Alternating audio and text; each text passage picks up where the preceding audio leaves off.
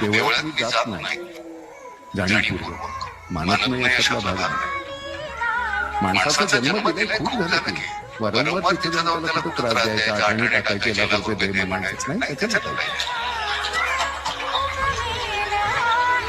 काही गरज नाही.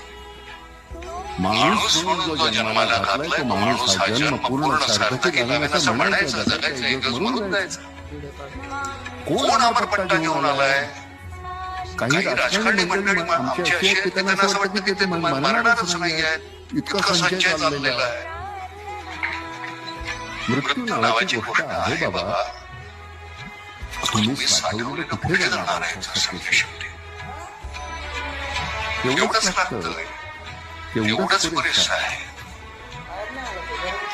नेहमी मी म्हणतो की ओळीभर आपल्याला पुरतं, सांगण्या अगोदर देऊन टाका.